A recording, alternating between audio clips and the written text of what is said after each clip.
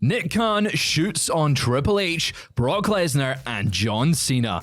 We have the reason for a WWE star's character change, and Vince McMahon's WWE return status has seemingly been revealed. Stay tuned for all the wrestling news. Now we're going to kick things off with some quotes from Nick Khan, a major WWE executive. He's a big deal within the WWE hierarchy, and he's been doing a lot of podcasts, a lot of interviews over the past 24 hours. I woke up this morning and my entire Twitter feed was just Nick Khan. We've got a seal in the studio today. Speaking to Ring Magazine, Nick Khan has opened up about the pay structure within WWE. This is something that has had a lot of recent discussion. We've had former WWE stars opening up about how little money some people make within the company, particularly down in developmental, and NXT claiming that NXT deals start as low as $30,000, which is not a lot of money in the grand scheme of things. No. But Nick Khan has opened up about how much top stars make within the company, saying, if you make it to the top and you're marketable, you get paid. That's how a job should be. I do agree there. I mean, yeah. I agree there. He's not I do wrong agree there, with him right? with that one. In WWE, if you're Roman Reigns, if you're Brock Lesnar, if you're Cody Rhodes, all the guys at the top of our game, CM Punk, they're getting rich. If you're in the middle, you're not getting rich, but you have a really good life. So he does have some caveats to that. You're not getting rich. Sort of indicates to me that is then significantly less. Yeah, it does, doesn't it? Significantly, even if you're sort of like in the middle, that's significantly less. Yeah, but you've got a really good life. But you got a really good life. Got a really good life. So, like, how high would? What threshold does Nick Khan, a millionaire, count as rich? Very true. I guess you have to put that into perspective as well. I mean, obviously, this seems like it just makes complete sense when you've got your top stars, the people who are selling merch, the money makers, like the people who you see in the adverts, just really, really marketable. Obviously, those are the ones that are going to get pushed the most likely get more work. Well, I say more work, but sometimes they sort of like hold the people back a little. It seems like when you make more money, they go, right, you can work once a month. I guess because they don't want them to get injured and whatnot. It's just a weird way to invest. To be like, hey, I'm going to pay you $2.4 million a year. You can show up just a couple times a month. But I guess if people are forking out for like the money to come and see these main attractions, then it makes sense, obviously. Now, obviously, previous, as we mentioned, the NXT deals start as low as $30,000. That's seemingly for any talents that are like Evolve level. Obviously, WWE's got so many different hierarchies and levels in this system now. But with main roster deals reportedly starting around $350,000, which... That's, I guess, is what he's referencing, saying... Didn't he say you wouldn't get rich? You wouldn't get rich. Okay. Yeah, apparently that's not rich. Travel and stuff, they got to pay for travel and whatnot as well. Like, obviously, there's lots of things to factor in there. And it's America. It's America. Yeah. There's no health insurance in America. Also very, very true. Free healthcare. You've got to pay for your own healthcare and stuff like that, and everything's a little bit more expensive. Well, maybe not now with the cost of living over in the UK, but that's besides the point. He was also, though, speaking on Logan Paul's podcast, Impulsive, about John Cena's retirement tour. There's been a lot of I don't want to say backlash. Would you say there's backlash? I think there has been. Obviously, with the heel turn, the initial heel turn, fantastic. Love that moment, incredible moment.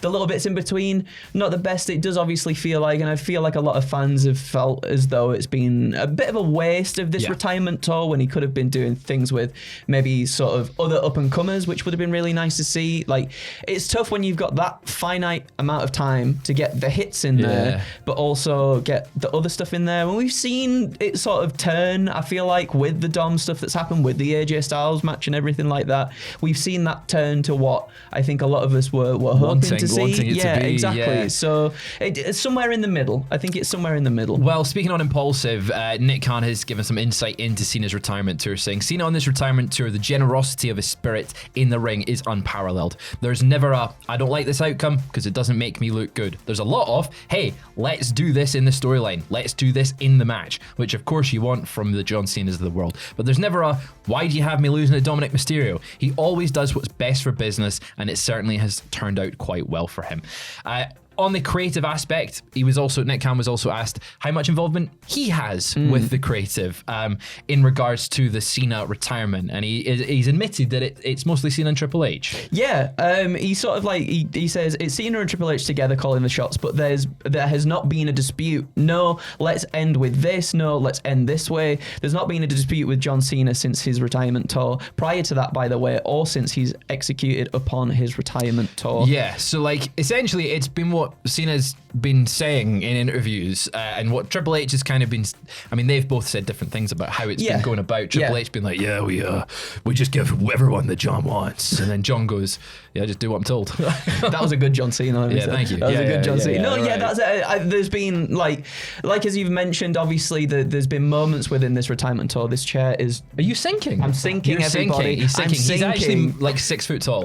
Really, honestly, 6'5". You can't teach that. There's a lot of there's been a lot of sort of he said, she said in terms of like things have happened that maybe fans aren't happy with, and Triple H has gone, well, this is what John wanted, and then John's been like, this is what. It's like, don't put that blame on me. So obviously there's been. It feels like they have definitely been working together, and maybe one idea has been pushed more than another person's idea in certain aspects, but it's very much been them two together. But I'm glad they found a way to twist it. So we got out of the slump, the great match with we got the great match with Cody and John at SummerSlam, and we started to kind of like come out of that heel run. But at the same time, I feel like if there hadn't have been a heel run, a lot of us maybe would have been thinking like, oh, can you imagine what a John Cena heel run would have been like? But then at the same time, has that tarred the retirement tour, being like half of the last year of John Cena's career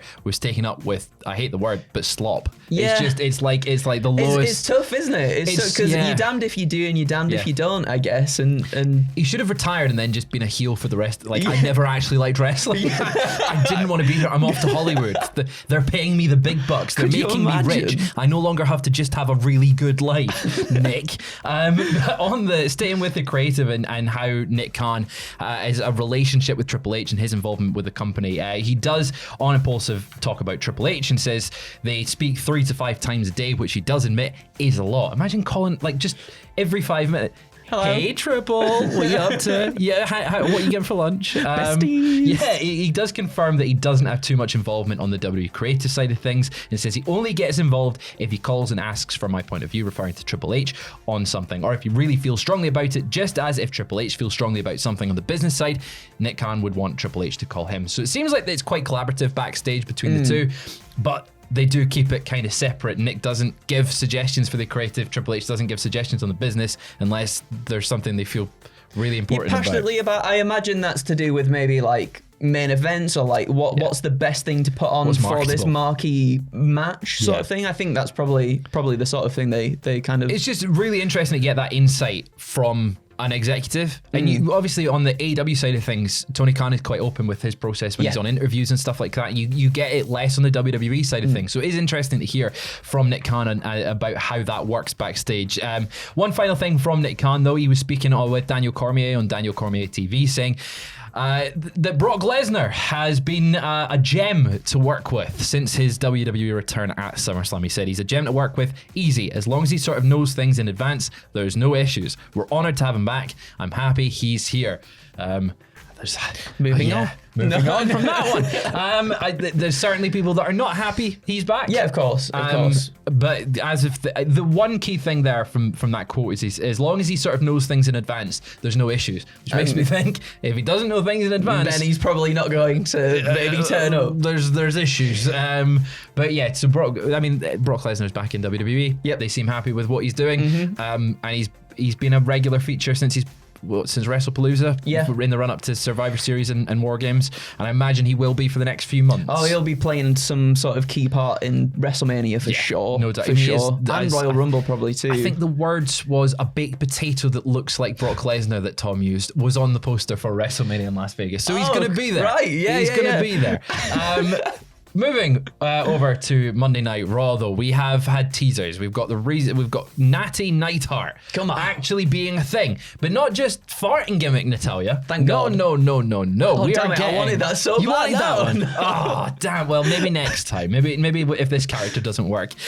No, she's bringing the low-key legend to WWE programming, the character that she's been using in GCW, on the NWA, on the Indies, basically anywhere but WWE. Yes. She's been having a whale of a time being a badass. Yeah. What's the story here? Well, according to WrestleVotes Radio and Fightful Select, Natalia's work as the low-key legend has caught the attention of WWE's upper management, particularly due to the response from fans in person and on social media. The decision was made to bring the character to WWE TV with the hope that Natalya will be a strong part of WWE's women's division moving forward. And I think this is absolutely the right call to make, because I feel like ever since we saw her do the stuff in GCW and whatnot on the Indies, it's like, why is this is a drastically different character to what we see on WWE TV, and why don't we have this? Because this version of Natalya, and like I feel like a version of Natalya that just would fit so well within the division and be a really nice shake-up for her character, because even though on the surface, and I don't mean this as like a slight on her at all, I feel like her character presentation is a little bit bland. Her in-ring work is every incredible. time that music hits, I'm like, Bret Hart's oh no, it's Natalya. Damn it. It's Natalya. But she's so consistent and she's so good at what she does that the fact that doesn't get capitalized on in WWE, especially now when you have like these women from NXT coming up as well, and they're like working with her, and she just seems like the perfect fit to be someone to propel careers in the right direction. 100%. But like just more of that. She's 1,000% a contender for the world championships and whatnot as well, and she deserves it too with all the work she puts in. That's it. It feels long overdue that we've been stuck with, I hate using the word stuck in reference to that, but like we have been stuck with a character that Natalya hasn't evolved. She's the same character. She stops farting and she's now just, hey, I'm a member of the Hart family, I wrestle really well, and all these young up and comers looked up to me and the Four Horsewomen. I'm also here. You know, like it feels like she's not really had a chance to shine in the past few years, and I think with the character that she's had on TV for WWE, the audience doesn't really want to see that. No. If she was in a world title match at a pay-per-view, people are going, okay, well, she's not winning. This version, though, it's like different, totally different beast, and really it feels more natural for her. Strangely, considering how natural the character on screen feels at the moment for her, because it just feels like her dialed massively up. This feels like a complete different change. So hopefully it will be treated with the same respect that the character has on the independent scene, and it will just lead to a career renaissance for. Fingers crossed. I really do hope so. We know how much Tom loves this character. He loves this character. Yeah, maybe too much. Salivating.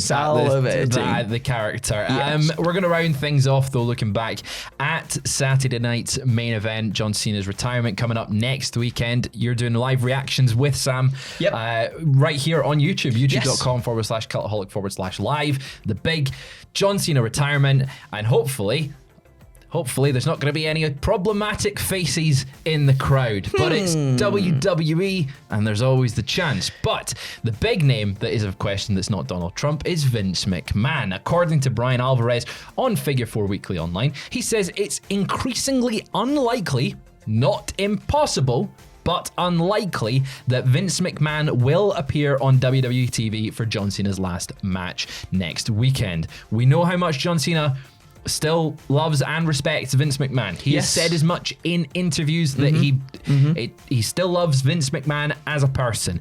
And the big question mark was, well, with Vince having such an impact on Cena's career, will he be there?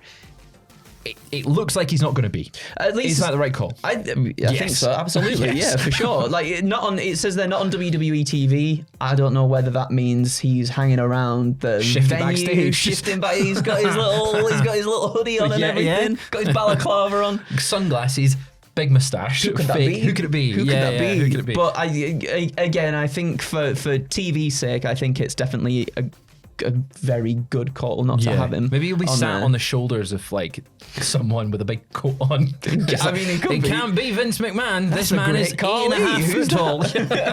Clearly not Vince McMahon. It's definitely the right call not to have him on screen. As you said, that there is the chance that he could be backstage, he could be around that venue, but it makes sense not to have him there. The backlash that the company would receive, even the backlash the company would receive if he was in the building and it got revealed he was there, that's significant. We'll see when it comes to it. It's only a week away. John Cena's last match. I imagine there will be a lot of names there. The other name that was, as I mentioned, Donald Trump. There was a question mark over whether he'd be there because of it being in Washington, D.C. He's had ties to WWE. He's a Hall of Famer in WWE. And the question was, would the president be there? We don't know on that front either. But increasingly unlikely Vince is going to be there. But that is all we've got for you just now. You might have been seeing the teasers that have been going out on social media. Oh my God, we've got a punishment. Sam has had to endure a lovely, lovely spear. He has indeed. So obviously Sam lost at AEW Full Gear and had to endure the punishment, as Fraser just said there, full spear, with one lovely, we can't say enough thanks to Rampage Brown for allowing us to absolutely decimate Sam, which is what we all want. I remember communicating with Rampage briefly. Yeah. And his face lit up at the prospect. And I could see the delight on Ross's face when when he knew that, okay, here we go. It's happening. This is a thing. This is Sam's destroyed. You'll need to check out on the Patreon to sign up at the bronze tier or higher. You get access to punishments, you get access to WTF moments, you get access to our entire Twitch VOD library on demand. You get all these other things on our Patreon. So go and sign up, patreon.com/cultaholic. And one final thing before we round things off, you can catch me on Twitch tonight with Aidan Gibbons, our editor-in-chief of cultaholic.com. We are going to be watching a movie on Cultaholic's Film Friday. It's 12 rounds with John Cena. Come on! You can't do that. No, I can't do that. Yeah, that's got to be sued. That's going to be at 5 p.m. tonight on twitch.tv/cultaholics. We will see you then. We'll be back later on if we have any more news. We will see you later. Bye.